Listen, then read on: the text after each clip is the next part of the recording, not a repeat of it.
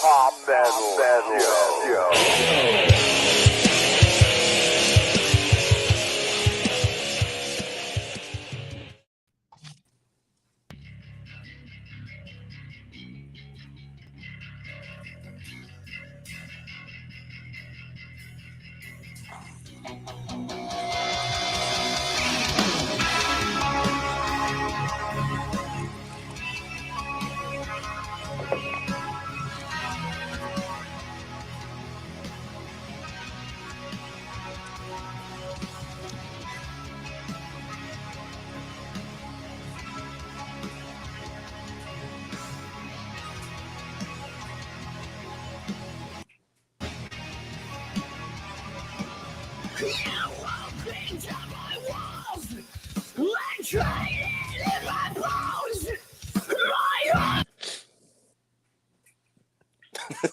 That was a little quick on me.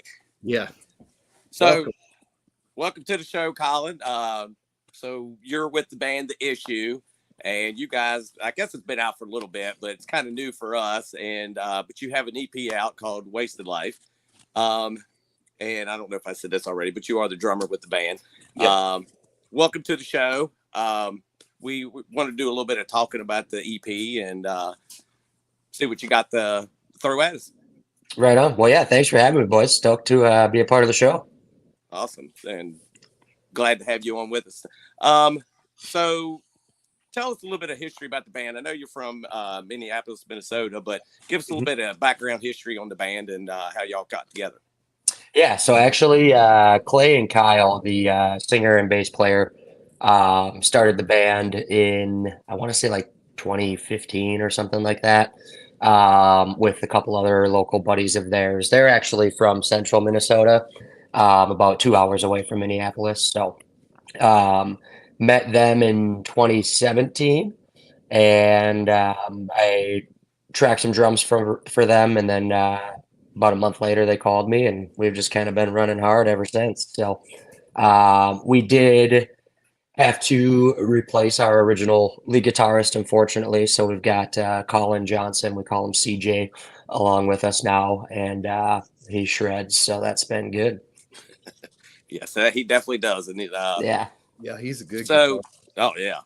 And on the one, I guess on Paradox, he's doing some screaming with the singer. So is that like, was that actually him in the song, or was that just like something that was done just for like the video portion of it? Because it's pretty kick-ass screaming for. Yeah, definitely. I don't know which one of them tracked the actual screams on the record, but CJ does take that part live. And he's been added in a few on some of our newer tunes that we're working on now. Every once in a while, he'll just come in with a new vocal part for the bridge or whatever, and it always works. So it definitely adds a different layer to it, and you see a lot of bands that keep that normal, but I like throwing something different out there. A good scream here and there, always adds to the song. Yeah, totally.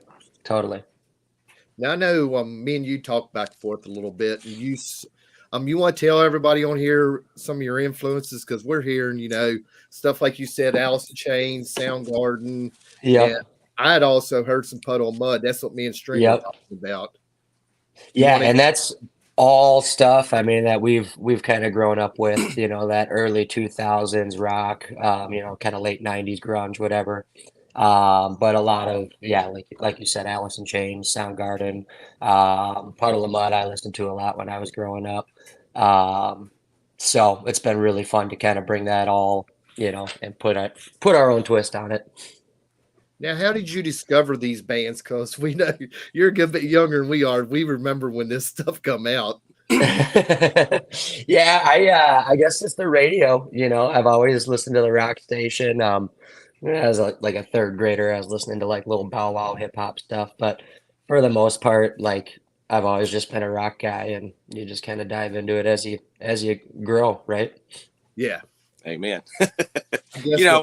Covering Zeppelin and stuff like that. So yeah, and I growing up, I got into the original, I say the original, like, the early rap scene kind of stuff. I listened to a lot of that. Mhm. And then, late 2000 or through the 2000s, late 90s, there was a lot of that stuff I just couldn't get into. It wasn't the same, early rap that got me into some of that rap stuff. Something But yeah, different about the it. metal, the whole hard rock metal scene always was in the forefront and always had pulled me in the most, musically. So, it's always good to hear, what other, musicians, especially what they listen to, what kind of got them. And, just to hear, that you were into the rap scene a little bit too is, it's cool to hear, it always, you may not always hear influences in that, but, sometimes there is a little bit of something you can catch in there that, you might get that feeling from. So Totally. Well, and you might pull from that. I mean, when you're writing a song or something, you'd be like pulled from that whole genre. So, go ahead. Well, so on the album, you have 5 great songs. Thank you. Actually, I felt like it ended so quickly, and I was like, man, this is like you want more when you get done listening to it. Yeah. So what was the writing process and recording process for writing this music on the EP? This one was kind of crazy because we had a majority of this stuff before the pandemic came around. And then when our original guitarist left the band, we just kind of, between that and COVID, we were just kind of like flopped down on our butt, and didn't really know what to do. So it took a long time to kind of get this stuff out. But we did, let's see, What You Need, we did with our buddy Logan. He's in a local band called Stormbreaker, another really great guitar player. And so he recorded that with us. And then eventually CJ came around. And we had a lot of this stuff pretty much done for the most part. So it was just kind of a matter of, really picking it apart once we were a solid 4-piece again. And, obviously letting Colin get his licks on there as well and make sure it sounds like, us, the new issue. So, yeah. Now, was there certain reason you put the tracks in order you put them in? Because seems like Paradox was by far the heaviest song y'all done so far that I've heard. Yeah. Was there a reason? Did you want to just leave us with that and say there's plenty more coming, or? Yeah, I guess so. Kyle really had it in his heart that was going to be the album closer, the EP closer. And it's got kind of a weird structure to it. It's not your, typical intro, verse, chorus, bridge, whatever. So we were able to have a lot of fun with that, and it's just kind of turned out to be a cool outro track. So, other than that, I mean, I don't know if they, ordered it for like key changes or tuning on their guitar or anything like that for like live performance, but yeah, Paradox was definitely the one that stood out. That was like, all right, we're gonna smack you in the face before this album is over. Yeah, I agree with that. What Hopper said. It's kind of nice to hear, the progressively getting heavier. Mm-hmm. You hear a lot of albums that get put out there where like the bands may open with some like in your face like track, and then you get yourself amped up as you're listening through the album, and then it progressively gets lighter, or you get a softer song, a couple songs in, and then it's like all that energy that you had, it's like it just leaves you, and so this is quite the opposite. So it builds you up, and then I like that in order of the song tracks. You're definitely wanting more when you finish with Paradox. Oh yeah. Well, I'm glad to hear that. We've got a lot more coming. So yeah, well, that's definitely my favorite track on the album. I like a little bit more. My taste is more on the heavier side anyway. So to get that one at the end, that was like put a big smile on my face and got me amped up and got me going. So dig it. That's awesome. Thank you, man. Did y'all do all your videos yourself? Now we've talked. I know we talked to Jeff from Them Damn Kings, and I know he said he did the peel by himself. Did y'all do all your videos by yourself, or did y'all have a crew come in, or?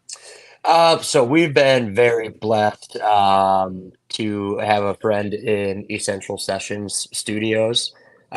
He's actually Brad Matala is the owner of Essential Sessions, and I used to do session work for him back in the day before I met the issue. He's actually the guy that kind of pulled us all together. So um, he has done a lot of those videos, actually all those videos for us. And he's always just done a really great job. We're lucky enough to be kind of his guinea pigs when he gets a new camera or whatever. So, yeah. Did he own the muscle car? No, that's Clay's brother, actually. Clay's older brother owns that. He found it like down south at a dealership it was just a showpiece. It had like 20,000 miles on it or something like that. Super low. Oh, that's And pretty- or maybe it was 20 miles and he bought it for like 20K or something back when years ago. I don't know. But yeah, pretty sweet ride. We were Yeah. having fun in that. Yeah, that's when I saw that in the video, and I was like, I'm kind of like Hopper. I was like, wow, I'm hoping that belongs to somebody that within the band or somebody that they know or something, because it's always cool to include something like that. And Yeah. you see a lot of videos, it's just some rental car type of thing. So that somebody actually owns it, that's pretty dang cool. Yeah, that was a super fun video. It was a long day. It was pretty freaking cold out when we shot it. But yeah, between that car and then we were actually up in central Minnesota, where Clay's family runs a dairy operation. So all those cornfields and everything that you see in the video, like that's where he grew up basically, which is pretty awesome. That is pretty awesome. Yeah, we got a lot of farmland around us. We're here about kind of northwest Virginia, so it's pretty much all between turkeys, chickens, and corn and that kind of field produce type stuff. It's corn, a lot of that around here. Yeah, that and beautiful mountains. We do have plenty of those too. So yeah, you guys do have those. I wish we had more of those around here. Yeah, they'll get more snow than we get though. Oh, I don't want to talk about that, man.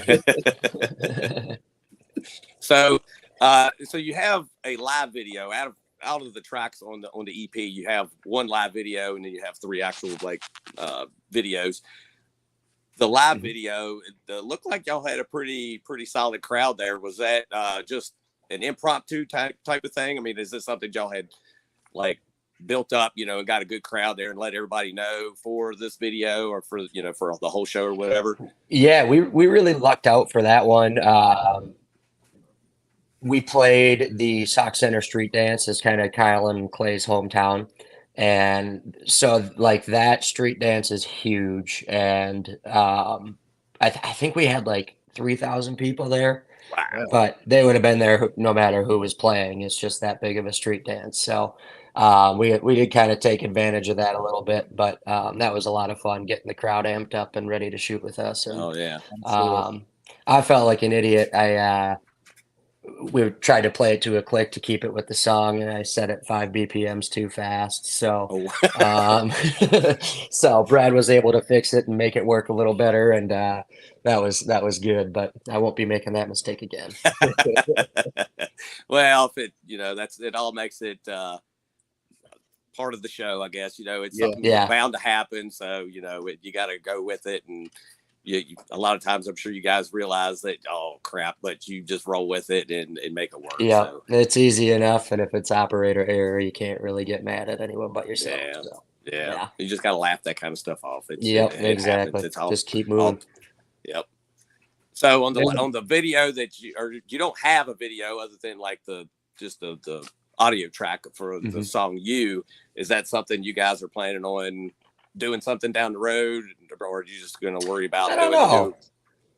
Yeah, I think we're just trying to, full steam ahead with the new stuff. Love everything we've done, but it's time to get a full length album out and, really start hitting the road good. So while you're on track with that, like how much like touring or shows were you able to do with this EP as far as after you got it out there? I think we just did 2 release shows on that one. And we gig constantly, so it's really just as a release show is just a different type of poster you put on Facebook. Yeah. A show is a show. So yeah. Well, you said that was kind of more on the tail end of like the COVID stuff when you brought this out. So were you able to actually go out and do some locally doing good shows, or was it kind of hard? Yep. Yeah, no, we were able to get out a little bit. We, spread it over Minnesota pretty well. We get out to North Dakota on a pretty frequent basis. And then we actually, where did we go? Nebraska. We hit southern Minnesota, and then we were trying to hit Iowa. Something fell through with that venue. But then we still played at, I think, like the 1867 bar or something in Lincoln. Super cool spot. But cool. Well, that's good. You were able to get out there and yep, play some new places maybe, and definitely gain some new fans, I'm sure. Yep. Yeah. It was a lot of fun. All right, we got a question here. Plus, some of this has just been brought to my attention. I was listening to an interview the other day where the Tuck something was supposed to do the stadium tour. He was supposed to be the opening act, and he was talking about with COVID and all that, it didn't work out. But he was talking about how much he had to pay to get on that bill. What have you learned on the business side of the music industry that has been just crazy? Pay to play. What a joke, if you ask me. We've been lucky enough to avoid it for the most part. I found that, like, I don't know, I'd rather send 100 emails and just bug the shit out of somebody to get booked on a show over, write a $500 check to play for 45 minutes. We went through that with a festival in Wisconsin. That there's one stage that it's kind of the B stage. It's the second biggest one there, and it's pay to play unless you're a national. And we were really trying to avoid doing that, and we ended up getting the Loud and Local stage, which is sponsored by our local radio as well. And we got 3 sets that day. So I mean, we had people that were like, yeah, we were gonna go see Spirit Box later, but we saw you guys now, so if you're playing again, we're just gonna come back for you. So that was really cool. Huge compliments. So yeah, when you're gonna miss a national act, that's to come back to the local stage. I'm like, you guys are crazy. You bought the tickets. Well, while we're kind of on this, I read something recently that I hadn't heard of this. I've heard of the pay to play and, getting your songs on radio and that kind of stuff as well. But I've recently heard that venues are actually taking portions of merchandise sales. Is that something you guys had to deal with too then, or? No, we just won't do it. I mean, we're just, if that's what the venue's going to do, then we'll look for another venue. We try and stay as far away from that stuff as possible. I feel like if you're okay with it and you're taking part in it, then the problem is going to persist. So, if you're a little more vocal and keep your distance, hopefully you at least won't be part of the problem, Yeah. Well, and to me, that's bullshit.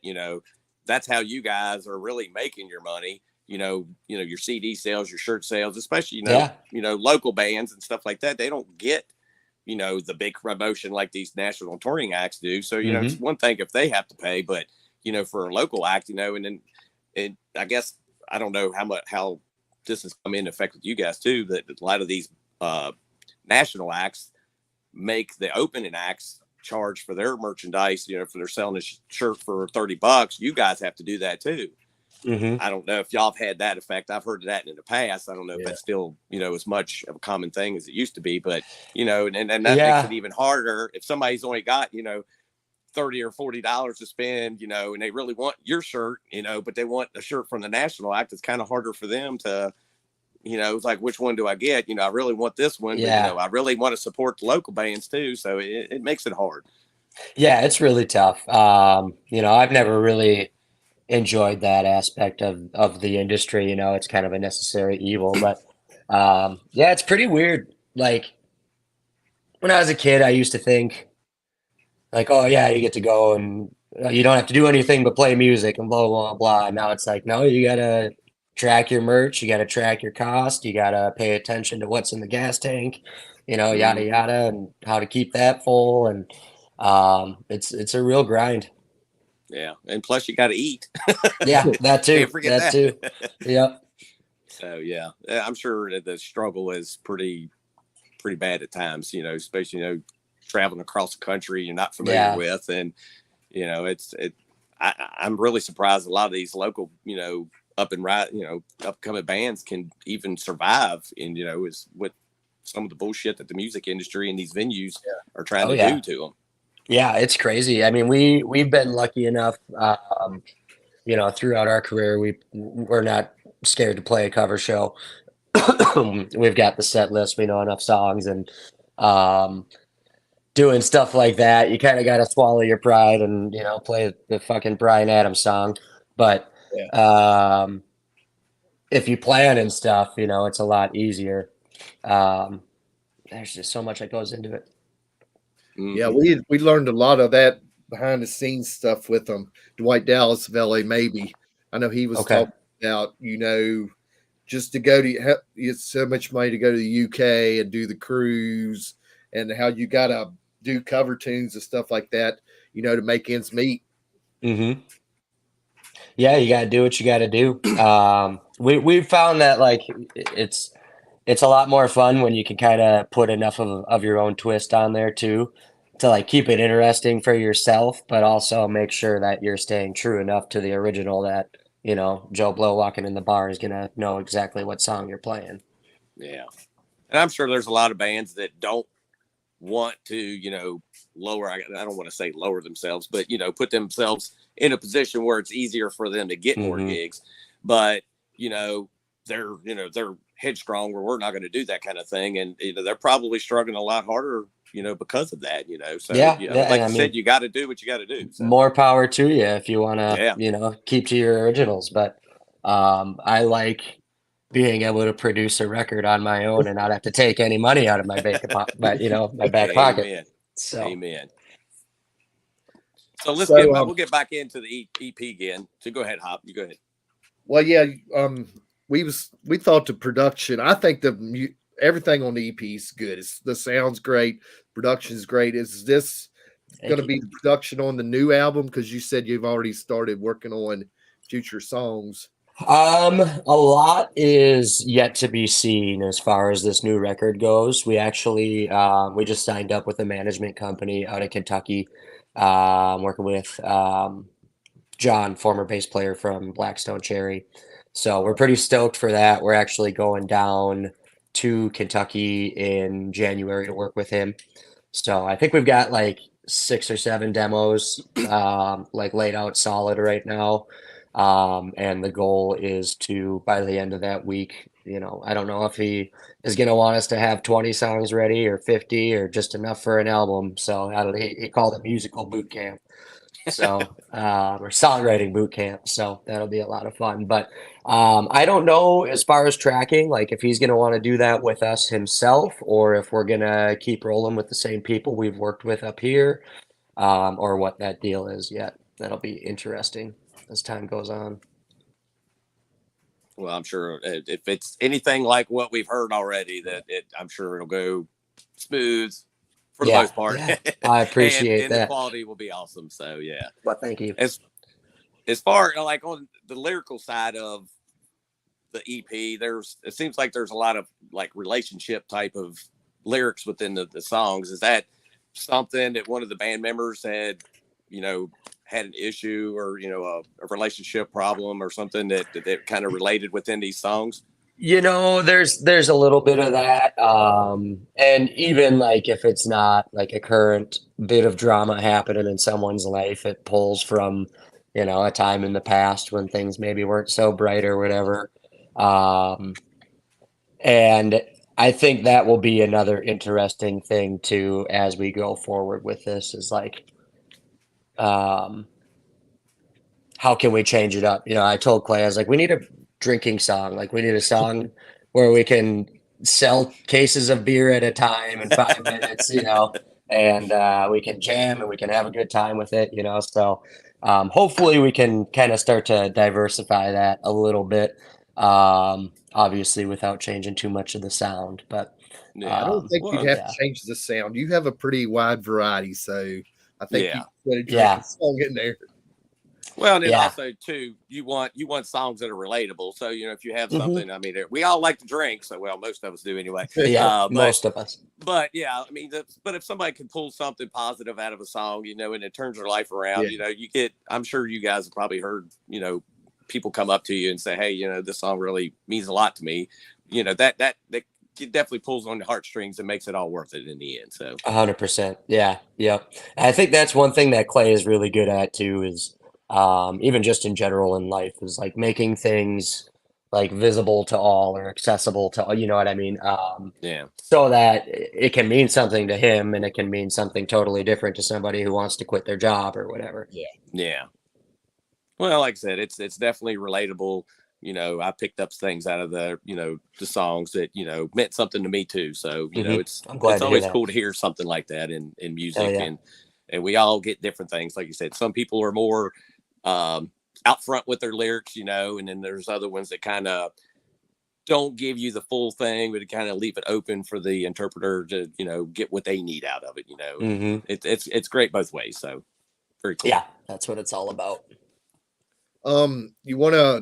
You wanna elaborate on the Christmas song a little bit? Wes had sent me this a while back, and then me and String were talking about it also. Actually, I think I was the one to send it to you. That I Yeah, really maybe. enjoyed. I really enjoyed your Carol version of of the Carol of Bells. the Bells. Yeah. Yes, Yeah. Thank you. I'm a big TSO fan. I really loved, they kind Yep. of have their version of it. And when I heard you guys do it, it was right there, gave me cold chills, when I watched that video for the first time. So Yeah. very cool on that. So what kind of brought all of that about? So that I think the boys were doing that at cover shows around the holidays before I was even ever a part of the band. And then I think so I joined the band in uh November of 17, and just kind of out of nowhere we were playing the hometown bar, and they were like, "Oh, by the way, you got to figure out something to do for this." And it's kind of evolved over the years now. And then having CJ come in, because that was when he was pretty fresh with the issue that we recorded that, a year and a half ago. He might not even have been like an official member yet. But that was a lot of fun. You just put on the stupid sweater, and we kind of jammed our way through that one. We took a few takes and figured out a layout, and then somebody made a mistake, and then all of a sudden that breakdown section happened because of the mistake, and so it was really cool, super organic, and we just wanted to kind of put our twist on it. That's Well, what you can makes tell. it fun. Go ahead, Hop. That's what makes it fun, when it's just organic like that, and it's just Yeah. it just happens. Yep. Yeah, Yep. well, that's what I was going to say. You could tell you were actually having fun within the video, as the whole spinning around kind of thing was Yeah. very cool. Brad Take killed it on with it. the camera work Yeah. on that. Yeah. So I think that between that and just seeing that you guys were having fun with it, that makes it, even more enjoyable. So Mhm. when I go see a show, when a band is up there, if they screw up or something, they know they've made a mistake. Some bands, they get pissed off, they try to cover it up real quick or whatever. But, Yeah. if the band's up there and they realize they screwed up, and, they own it, and you laugh it out or whatever, and you go on with the song, or, spit Yeah, you something out just there with the keep moving. microphone. Yeah, that's what makes it more fun for me. Yeah. Own it. That's Yep. that's what it's all about. Absolutely. Actually, a great example of that, as we're wrapping up talking about Carol of the Bells, was my first hit on that recording. For some reason, I had the snares off. I don't know if they were just like rattling in between takes and was pissing someone off or what, but I forgot to turn the snare back on. So the first one is just this open, like, doof. And then thankfully I wasn't on camera. Flipped the snare on real quick and then dropped into the song. But that people don't notice that stuff unless you are dumb and go and talk about it on a podcast. Maybe, But that's the best part. Maybe you were going for the Lars Ulrich Saint Anger. Yeah, the Saint Anger snare. Yeah, I was listening to the radio today, and I Disappear came on, and I feel like that snare is just as bad as Saint Anger. It probably is. We probably Yeah. it's just we never paid attention to it before. Maybe. Yeah, I it's think before memes. Well, Avenged Sevenfold, they got that poppy snare sound also, don't they? Yeah, they And do. nobody rags them for it. So You Well, I know, guess it's if all you, preference too, I guess, right? yeah, More yeah, Lars makes more money playing drums than I do, so who the hell am yeah, I to talk about his snare tone? and I guess if you've done it the whole, retrospect of your career, that was your sound. It's one thing, but we Hmm. know what Lars is capable of. We know what we've heard in the past, and then you get Yep. that yeah. And you get differently. that goofy, yeah. So what's your take on the new Metallica song? I've actually only given it one listen, but I did not hate it. So that's my very quick answer. Yeah, That's and good. I heard the tail end of it first on the Hmm. radio, and then I caught the whole song the other day. But my wife and I were in the car; we were kind of talking, so I kind of like zoned out on part of it. But I I enjoyed it. I'm like you; I didn't hate it. I need to give it a good listen to really Yeah, give my yeah, full I results. need to do the same thing. Yeah, But good answer. I did not hate it. Hey, so String, you want to wrap this up? And yeah, yeah. Um, man, it was awesome talking with you. We enjoyed this, and Yeah, thanks for having me, um, fellas. do you have any time frame of when you're looking to maybe get the next album out? I am hoping personally that when the snow melts, we hit the road with a new album dropped. Gotcha. Um, I don't know how realistic that is, or whatever, because you can never really. It's really tough to like stick to a schedule. Just Yeah, shit just always happens. But um, yeah, I'm hoping springtime, April, maybe May, and then just spend the summer out on the road. We'll come and see you guys out east. hey, if yes, you, yes. yeah, Definitely come to Virginia. yeah, Yep. definitely, we'll have you back if you want to come back and talk about your new album. Yes, we'd Yeah, love to I have you love on. that. I'd appreciate it. Awesome. Well, Colin, it was great having you on there and digging in your brain there and talking with us. And we definitely want to get you back on when the new album comes out. So until then, Yeah. hopefully we'll catch you. Maybe we'll catch you on the road beforehand, but we definitely Hmm. want to catch you somewhere. And so until then, be safe and